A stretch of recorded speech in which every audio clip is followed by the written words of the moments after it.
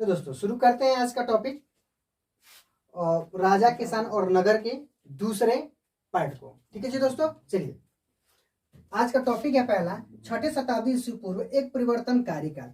6ठी शताब्दी ईस्वी पूर्व को एक परिवर्तनकारी काल मानते हैं। क्यों मानते हैं? क्योंकि इसी टाइम पर जैन धर्म और बौद्ध धर्म का उदय हुआ था। ठीक है दोस्तों, जैन धर्म और बौद्ध धर्म का उदय हुआ था। लोग एक नए विकल्प की तलाश में थे और वो विकल्प लोगों को जैन धर्म और बौद्ध धर्म के रूप में मिल गया। अब लोग विकल्प के तलाश में क्यों थे? क्योंकि भाई जो हिंदू धर्म था उसमें पाखंडवाद बिल्कुल अपने चरम उत्कर्ष पे था, वर्ण व्यवस्था चरम उत्कर्ष पे था। ठीक है दोस्तों, हवन कर्मकांड बहुत ही ज्यादा महंगे हो चुके थे जो आम जनता के लिए इतना संभव नहीं था। ठीक है दोस्तों, चलिए आगे बढ़ते हैं। मगध महाजनपद इतना समृद्ध क्यों था? टॉपिक है भाई, मगध महाजनपद इतना समृद्ध क्यों था? तो मगध महाजनपद इसलिए इतना समृद्ध था क्योंकि मगध महाजनपद में गंगा नदी और सोन नदी का जो क्षेत्र था वो उपजाऊ भूमि थी और वहां अच्छे से उपजाऊ भूमि होने के कारण फसल अच्छी उपज होते थे। ठीक है दोस्तों, और नदियों के सहारे सिंचाई के साधन भी उपलब्ध हो जाते थे। उसके बाद जो मगध था वो लगभग 3 क्षेत्रों से पहाड़ियों से घिरा हुआ था, जिससे कि वो पहाड़ियां इसको प्राकृतिक रूप से संरक्षण प्रदान करती थी। ठीक है दोस्तों, उसके बाद जो वहां का जंगली क्षेत्र था वहां से इन लोगों के लिए यानी मगध के राजाओं के लिए हाथियां मिल जाती थी, जिन हाथियों का प्रयोग वो सेना में करते थे, युद्ध के दौरान करते थे। ठीक है दोस्तों, जो ये क्षेत्र था यहाँ पे लोहे की खाने थी और लोहे के खाने की वजह से लोहा इनको मिल जाता था और इन लोहे का प्रयोग वे भाला तलवार ढाल बनाने में करने लगते थे। लोहे का प्रयोग ये लोग कृषि में भी कर लिए। जैसे इससे पहले जो हल का फाल होता था, ऐसे जो हल होता था इनका, इसके हल का जो आगे वाला ये फाल होता था, पहले ये लकड़ियों के होते थे या फिर हड्डियों के होते थे, जो नॉर्मल तौर पे थोड़ी सी कठोर भूमि पर जा करके ये टूट जाते थे, अर्थात कठोर भूमि को ये जोतने में सक्षम नहीं थे। लेकिन जैसे ही लोहे का आविष्कार हुआ, इस लकड़ी और हड्डियों के फाल के जगह लोहे के फाल लगाए जाने लगे, जिससे कठोर से कठोर भूमि को भी आसानी से जोता जा सकता था और वहां पर खेती की जा सकती थी। ठीक है दोस्तों, नदियों के सहारे व्यापार भी अच्छा होता था क्योंकि जल मार्ग उपलब्ध थे और जल मार्ग से ही व्यापार अधिकतम किए जाते थे। ठीक है दोस्तों, रास्ते भी थे, अर्थात व्यापार के लिए भी अच्छी व्यवस्था थी। या तो आप जल मार्ग से कर लो या फिर स्थल मार्ग से भी आप व्यापार अच्छे से कर सकते थे। ठीक है दोस्तों, चलिए अब आगे देखते हैं अगला टॉपिक, मौर्य साम्राज्य की जानकारी के स्रोत। भाई जो मौर्य साम्राज्य रहा है इसके जानकारी के स्रोत हमें कहां से और कैसे प्राप्त होते हैं? मौर्य साम्राज्य की जानकारी के स्रोत हमें कहां से और कैसे प्राप्त होता है? ठीक है दोस्तों, तो इसको हम 2 भागों में बांट दिए हैं, साहित्यिक स्रोत और पुरातात्विक स्रोत। ठीक है दोस्तों, साहित्यिक स्रोत और पुरातात्विक स्रोत। पहले हम साहित्यिक स्रोत को देखेंगे, उसके बाद हम पुरातात्विक स्रोत को भी देखेंगे। तो पहले हम साहित्यिक स्रोत को देखते हैं, और साहित्यिक स्रोत में बौद्ध एवं जैन साहित्य, अर्थात तत्कालीन जो बौद्ध ग्रंथ और जैन ग्रंथ थे उनसे हमें मौर्यों के बारे में जानकारी प्राप्त होती है। ठीक है दोस्तों, जो तत्कालीन उस समय जो लिखे गए थे जैन धर्म के ग्रंथ और बौद्ध धर्म के ग्रंथ, उन ग्रंथों से हमें मौर्यों के बारे में जानकारी प्राप्त होती है। ठीक है दोस्तों, उसके बाद अर्थशास्त्र क्या हुई? तो अर्थशास्त्र चाणक्य के द्वारा लिखा गया एक पुस्तक है। अर्थशास्त्र किसके द्वारा लिखा गया भाई? चाणक्य के द्वारा, जिनको कौटिल्य भी कहा जाता है। ठीक है दोस्तों, तो इनके द्वारा लिखा गया एक किताब है जिसको अर्थशास्त्र कहा जाता है। अर्थशास्त्र का मतलब इकोनॉमिक्स वाला अर्थशास्त्र मत समझिएगा, इसमें राजनीति लिखा गया था। इसमें मौर्य साम्राज्य की जो राजनीतिक व्यवस्था थी उसके बारे में इसमें वर्णन किया गया था। ठीक है दोस्तों, अगला स्रोत है इंडिका। इंडिका का नाम आपने सुना होगा, एक मेगास्थनीज नामक व्यक्ति ने इंडिका नामक पुस्तक लिखा। इंडिका नामक पुस्तक लिखा है। और इंडिका में क्या हुई, तो इंडिका में मौर्यों के तत्कालीन जो घटनाएं हैं, मौर्यों की जो शासन व्यवस्था थी, मौर्यों की जो सामाजिक व्यवस्था थी, उनके बारे में हमें इस इंडिका नामक किताब से मिलता है। ठीक है जी। और ये इंडिका नामक के लेखक, इंडिका के लेखक कौन है, तो इंडिका के लेखक मेगास्थनीज है। ठीक है दोस्तों, इंडिका के लेखक कौन है, तो मेगास्थनीज है।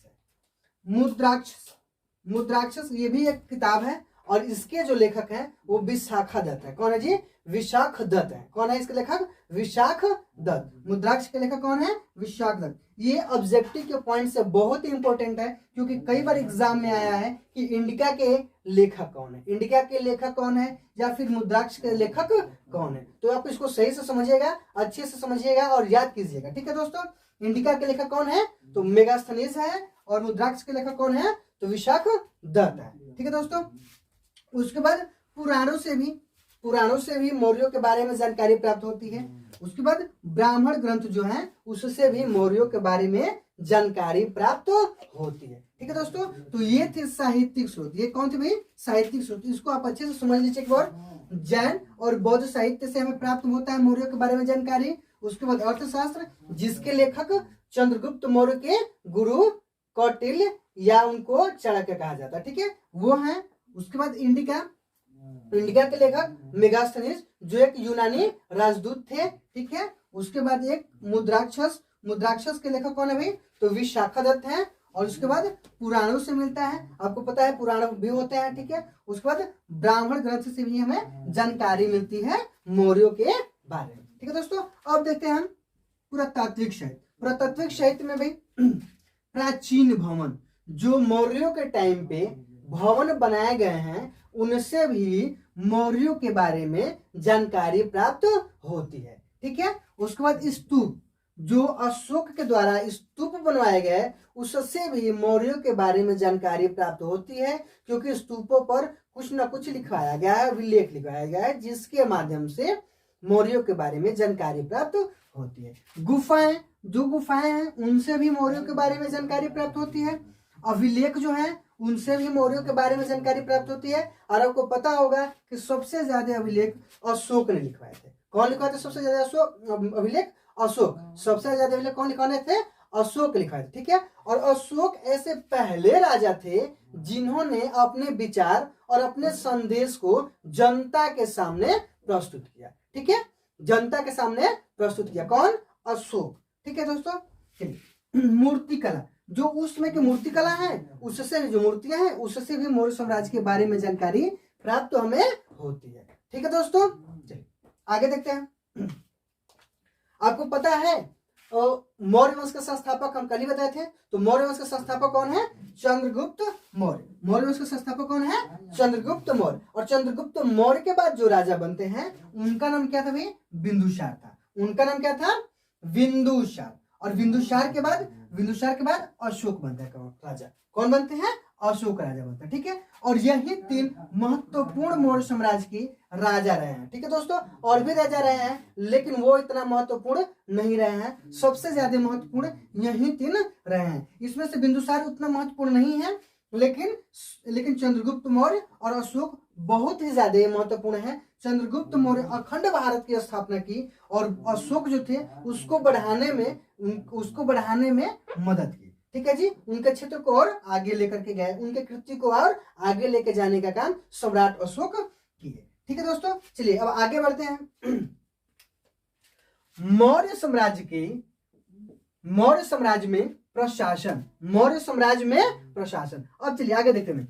5 प्रमुख राजनीतिक केंद्र। भाई मौर्य साम्राज्य में जो प्रशासन की व्यवस्था थी, ठीक है जी दोस्तों, इसमें 5 प्रमुख राजनीतिक केंद्र थे। कौन थे भाई, 5 प्रमुख राजनीतिक। पहले इसको समझ लेते हैं, मौर्य साम्राज्य में प्रशासन। तो मौर्य साम्राज्य में जो प्रशासन की जो व्यवस्था थी,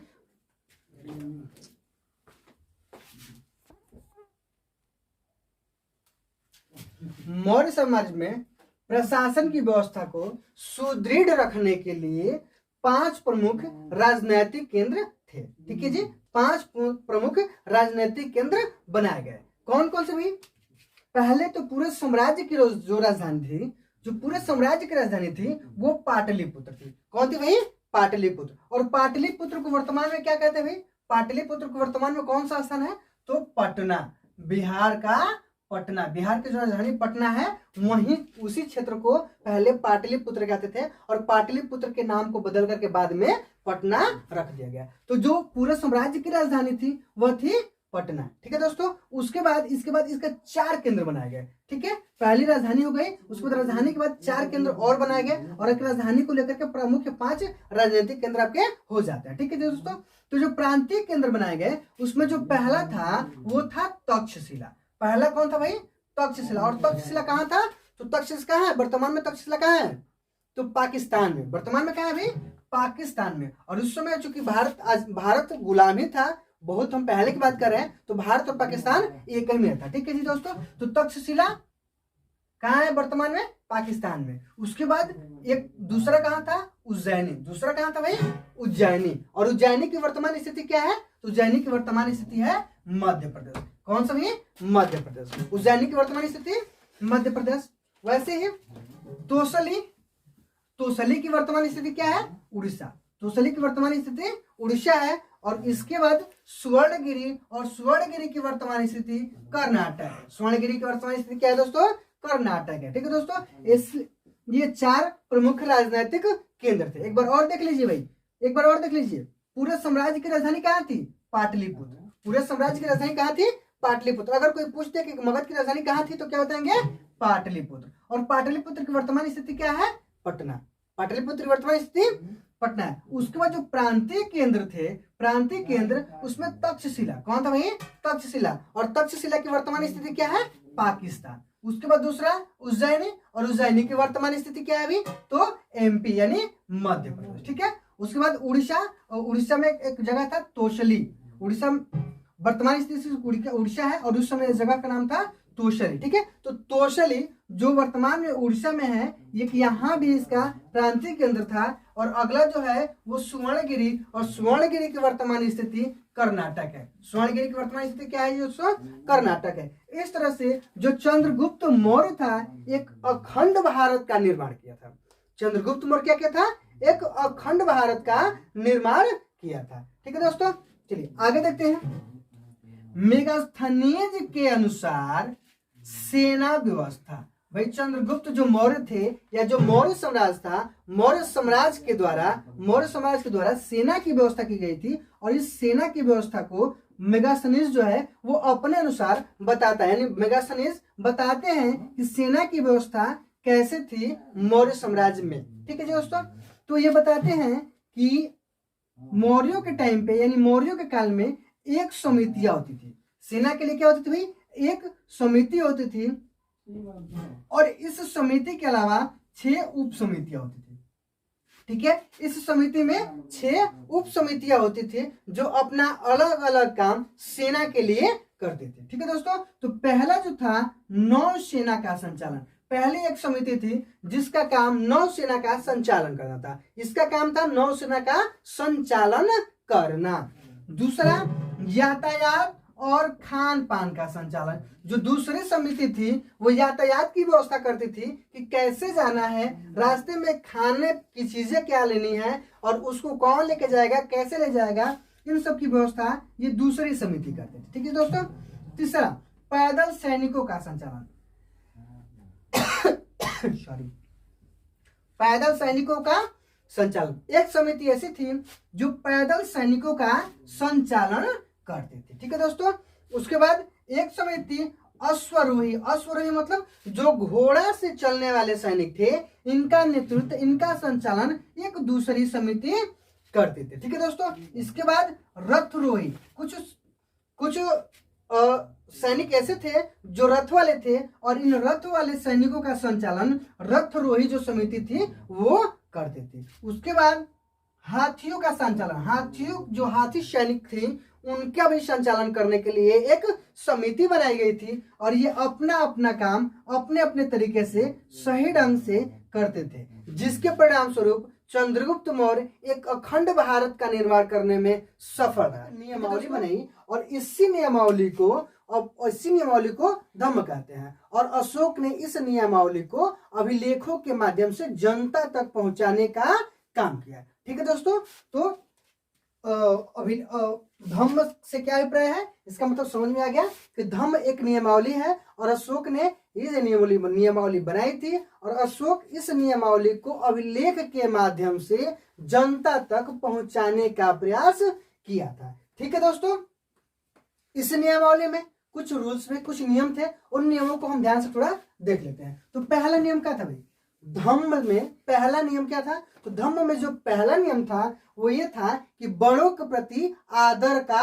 भाव रखना। जो आपसे उम्र में, पद में या फिर अनुभव में बड़े हैं उनके प्रति आपको क्या करना है, आदर का भाव रखना है। ठीक है दोस्तों, चलिए दूसरा देखते हैं। दूसरा क्या है भाई, तो दूसरा है सन्यासियों और ब्राह्मणों का आदर। चलिए दोस्तों तीसरा देखते हैं। तीसरा पॉइंट है सेवकों और दासों के प्रति।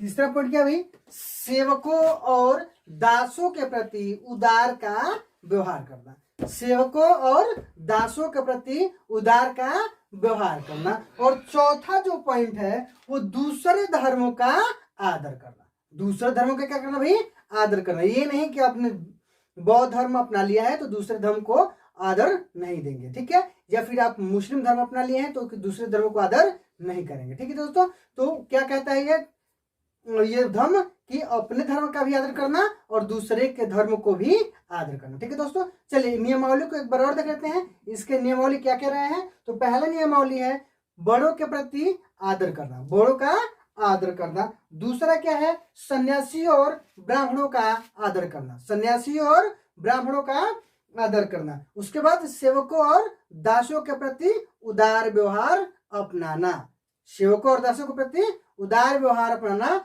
और चौथा है दूसरे के धर्मों का भी आदर करना। ठीक है दोस्तों, चलिए अब अपने क्लास को आगे कंटिन्यू करते हैं और देखते हैं अगला। दक्षिण के राजा और सरदार, दक्षिण के राजा और सरदार। तो जो चंद्रगुप्त मौर्य थे उनका जो काल था आपने देख ही लिया। उसके बाद ये देखते हैं हम कि चंद्रगुप्त मौर्य का जो विस्तार क्षेत्र था वो दक्षिण के कुछ हिस्सों में नहीं था। दक्षिण का जो केरल वगैरह का हिस्सा था, जो तमिलनाडु का हिस्सा था, वहां पर उसका वर्चस्व उतना नहीं था। तो वहां कुछ नए नए सरदार और सरदार उदय हुए, राजा और सरदारों का उदय हुआ। इनमें कुछ जो राजा थे, इनमें सतवाहन राजा थे, सतवाहन जो थे वे राजा थे, सतवाहन राजा थे। बाकी चोल, चेर और पांडे, चोल, चेर और पांडे ये क्या थे, तो ये क्या थे, ये सरदार थे। क्या थे, ये सरदार थे। ठीक है दोस्तों, चलिए अब आगे देखते हैं। तमिलनाडु, आंध्र प्रदेश और केरल, तमिलनाडु, आंध्र प्रदेश और केरल में इन सरदारों का वर्चस्व था। कहां भाई, तो तमिलनाडु, आंध्र प्रदेश और केरल, तमिलनाडु, आंध्र प्रदेश और केरल में इन सरदारों का वर्चस्व था। ठीक है दोस्तों, चलिए अब आगे देखते हैं। प्राचीन तमिल ग्रंथ संगम में, किसमें, प्राचीन एक तमिल ग्रंथ है, इसका नाम क्या है, संगम। इसमें इन सारे सरदार और राजाओं का वर्णन मिलता है। किसमें, संगम ग्रंथ में। और ये संगम ग्रंथ कैसा ग्रंथ है, तो तमिल, प्राचीन बहुत पुराना ग्रंथ है और ये तमिल ग्रंथ है। ठीक है दोस्तों, एक तमिल ग्रंथ है जिसका नाम संगम है। और इस संगम में इन सतवाहन, चोल, चेर और पांडे जो सरदार और राजा थे इनका विवरण मिलता है। ठीक है, चलिए हम क्लास को आगे कंटिन्यू करते हैं और देखते हैं। अब आगे हम देखते हैं कि सरदार और सरदारी, सरदार और सरदारी। अगला हेडिंग क्या है अपना, सरदार और सरदारी। चलिए इसको ध्यान से देखिए। सरदार एक शक्तिशाली व्यक्ति होता था। सरदार कौन होता था भाई, तो सरदार एक शक्तिशाली व्यक्ति होता था। सरदार एक शक्तिशाली व्यक्ति होता था। और सरदार का जो पद था वो वंशानुगत हो भी सकता था, वंशानुगत हो भी सकता था और नहीं भी। ठीक है, ये जरूरी नहीं है कि सरदार का जो पद है वो वंशानुगत होगा। वंशानुगत का मतलब ये कि पिता अगर सरदार है तो उसका पुत्र भी सरदार होगा, उसका पुत्र भी सरदार होगा। तो इसको हम क्या कहते हैं, वंशानुगत। यानी एक पीढ़ी के बाद दूसरी पीढ़ी को वही पद मिल जाना, इसको क्या बोलते हैं, वंशानुगत। ठीक है दोस्तों, चलिए अगला देखते हैं। सरदार के समर्थक परिवार के लोग होते थे। अब जो सरदार के जो समर्थक होते थे वो कौन लोग होते थे? तो सरकार के जो समर्थक होते थे, सरदार के जो समर्थक होते थे वे लोग परिवार के लोग होते थे। कौन लोग होते थे भाई? परिवार के ही लोग होते थे। ठीक है, चलिए एक बार और समझ लीजिए। सरदार और सरदारी। सरदार एक शक्तिशाली व्यक्ति होता था, सरदार एक शक्तिशाली व्यक्ति होता था, और सरदार का पद जो था वो वंशानुगत हो भी सकता था और नहीं भी हो सकता था। कहीं कहीं पर साक्ष्य मिले हैं कि सरदार का पद वंशानुगत था, और कहीं ऐसे भी साक्ष्य मिले हैं कि सरदार का पद वंशानुगत नहीं था। ठीक है, आगे देखते हैं। सरदार के जो समर्थक होते थे वे परिवार के लोग होते थे। सरदार के कौन समर्थक होते थे? तो परिवार के लोग ही सरदार का समर्थन करते थे। ठीक है, चलिए अगला देखते हैं। सरदार का कार्य। अब जो सरदार थे उन सरदारों का कार्य क्या था? सरदार के कार्य क्या होते थे? तो इसको हम ध्यान से लिखेंगे। सरदार का कार्य अनुष्ठान का संचालन करना। किसका भाई? अनुष्ठान का। अनुष्ठान मतलब पूजा पाठ हवन वगैरह का संचालन करना। कौन संचालन करता था? सरदार। यह सरदार का एक महत्वपूर्ण काम था। क्या? कि अनुष्ठान का संचालन करेगा। कौन? तो सरदार। ठीक है, चलिए युद्ध का नेतृत्व करना। युद्ध का नेतृत्व करना किसका काम था? युद्ध का नेतृत्व करना किसका काम था? तो सरदार का काम था। ठीक है, अगला लड़ाई झगड़े विवाद को सुलझाना। सरदार का एक ये भी काम था कि अगर कहीं किसी प्रकार की लड़ाई हो जाती है तो उसको सुलझाने का काम कौन करेगा? सरदार करेगा। अगर कहीं कोई झगड़ा हो जाता है तो इसको सुलझाने का काम कौन करेगा? सरदार करेगा। अगर कहीं विवाद हो जाता है तो इसको सुलझाने का काम कौन करेगा? तो सरदार करेगा। ये सारे काम किसके थे? सरदार के थे। ठीक है, सरदार अपने अधीन लोगों से भेंट लेता था। अब देखिए, जो सरदार होता था वो क्या करता था भाई? तो जो उसके अधीन लोग होते थे, जो उसके अधीन लोग होते थे उनसे वो क्या करता था? भेंट लेता था। क्या लेता था भाई? भेंट। भेंट मतलब उपहार, गिफ्ट, जो आजकल लोग बोलते हैं गिफ्ट। ठीक है, तो गिफ्ट को ही क्या बोलते हैं? उपहार बोलते हैं। और जो सरदार होते थे वो अपने अधीन लोगों से उपहार लेते थे, यानी भेंट भी लेते थे। ठीक है, भेंट अपने समर्थकों में बांट देते थे। अब ये जो सरदार होते थे वो भेंट अपने अधीन लोगों से तो लेते थे, लेकिन लेने के बाद क्या करते थे? तो जो सरदार के समर्थक लोग होते थे उनमें वो भेंट बांट देते थे। कौन? सरदार। अर्थात मतलब ये समझिएगा, सरदार जो होते थे वो अपने अधीन लोगों से भेंट लेते थे, अपने अधीन लोगों से भेंट लेते थे, और भेंट को लेकर के फिर उनके जो समर्थक होते थे उनमें बांट देते थे। ठीक है, चलिए आगे देखते हैं। सरदार में कोई अस्थाई सेना या अधिकारी नहीं होता था। जो सरदार होते थे इनके पास कोई अस्थाई अधिकारी भी नहीं होता था और अस्थाई कोई सेना भी नहीं होता था। कहने का मतलब ये कि अस्थाई नहीं तो क्या होता था? अस्थाई होता था। क्या होता था? अस्थाई। और अस्थाई का मतलब ये कि जब युद्ध लड़ने की स्थिति आई तो सेना रख लिए, जब जरूरत पड़ी तो किसी अधिकारी को रख लिए, और जैसे ही काम खत्म हो गया अधिकारी को हटा दिए, युद्ध खत्म हो गया सैनिक को हटा दिए। ठीक है दोस्तों, तो किसी भी राजा के पास, मतलब जो राजा होते थे उनके पास कोई अस्थाई सेना या अधिकारी नहीं होते थे। ठीक है, कई सरदार और राजा, कई सरदार तथा राजा लंबी दूरी से व्यापार से, जो लंबी दूरी से व्यापार करने के लिए लोग आते थे उनसे क्या करते थे? राजस्व वसूलते थे। क्या वसूलते थे भाई? राजस्व वसूलते थे। कौन लोग? राजा और सरदार। राजा और सरदार, इनमें कौन से लोग थे जो वसूलते थे भाई?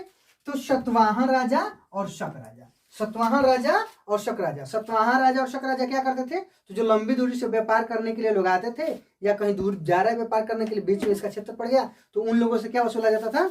राजस्व वसूला जाता था। क्या वसूलता था? राजस्व। और उस राजस्व इनके क्या था? इनका एक आय का स्रोत था। ठीक है, जो सरदार लोग थे, जो राजा लोग थे, ये राजस्व जो वसूलते थे, ये राजस्व एक बहुत ज्यादा महत्वपूर्ण काम करता था। किसके लिए? तो इनके आय के स्रोत के लिए। ठीक है, ये इनके आय का एक स्रोत था। ठीक है दोस्तों, चलिए एक बार और देख लेते हैं इसको।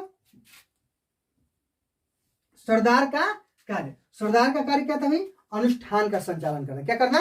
अनुष्ठान का संचालन करना। उसके बाद युद्ध का नेतृत्व करना। क्या करना?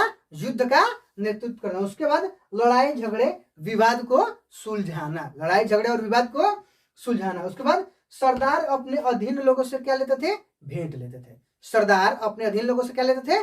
तो भेंट लेते थे, भेंट अपने समर्थकों में बांट देते थे, भेंट लेते थे और भेंट लेकर के समर्थकों में बांट भी देते। ठीक है, सरदार के पास कोई अस्थाई सेना या अस्थाई अधिकारी नहीं होते थे।